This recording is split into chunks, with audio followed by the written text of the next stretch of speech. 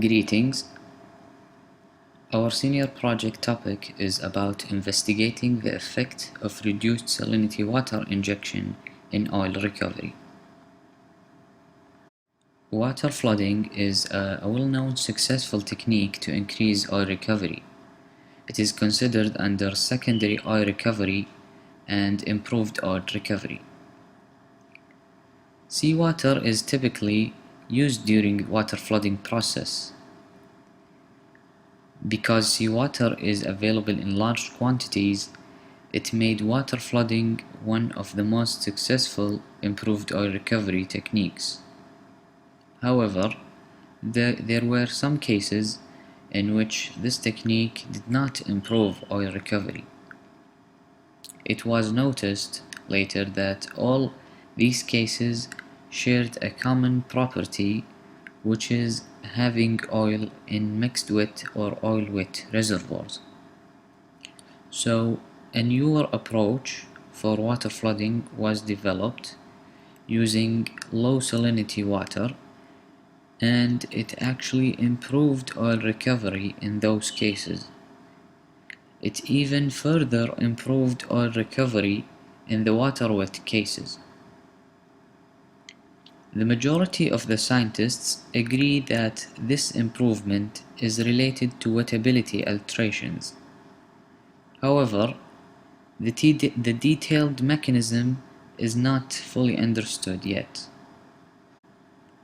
The purpose of our project is that we want to investigate more about the effect of reduced salinity water injection on oil recovery to support one of the theories that were proposed to explain the mechanism behind this improvement. It can be agreed that most of the water that is used in enhanced oil recovery comes from seas or oceans. However, seawater flooding may not efficiently recover the oil in place in some cases. Hence, low salinity water injection is preferable in increasing oil production. However, the case here is that the mechanism structuring this phenomenon is somewhat vague. Consequently, it needs to be understood in order to further enhance the petroleum industry. The advantages of using low salinity water injection business-wise are several. The most essential advantage is clearly stated previously, increasing production. Furthermore, the low salinity water injection is less corrosive than seawater.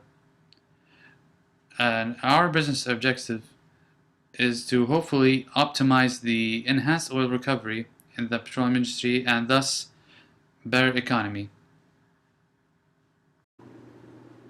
In order to optimize our project, we need to conduct experiments implemented by low salinity water injection. Additionally, we need simulation softwares such as PoreSim, and also some field data will play a major role throughout our project completion. Having these fulfilled, we can hopefully interpret these data acquired and integrate them, and eventually we can come up with results and approach to a conclusion. Our main objectives in this project is to study the low salinity water injection and to learn the mechanisms behind it. Also, to see if there is any room for improvement. General requirements for our project is gaining access to LSU labs and their equipment, while also obtaining sample cores for us to test on. Moreover, members need to have a clear idea on how to use simulation programs. Also, an advisor who is interested in water flooding, or more precisely, low salinity water flooding. Finally, a recent scientific sources which include tests and simulation. As for constraints, time will pose an issue for us later on this semester, which will cause some of the members not being available at certain times. Also, our knowledge of simulation programs are limited right now, and we will try to improve on it in the near future. In order for our project to be successful, several events or circumstances are to be assumed. These assumptions will help reduce project failure rate and provide a foundation for developing risk mitigation strategies and contingency plans. The assumptions used for our project are mainly about credibility and accuracy, and they are listed as follows. Our first assumption is that equipment and tools are highly accurate and they do not need any calibration. A second assumption is that data acquired from scientific articles and tests or field data are assumed to be accurate as well. A last assumption is that general data obtained under lab conditions can be compared to reservoir conditions. These assumptions are to be assumed throughout our project, but they are subject to change as we move forward. Our project scope statement is related directly to the project deliverables and is considered critical in this project. Our scope statement is as follows. The project will include information from scientific articles and tests, in addition to several results from lab experiments, simulation, and field data.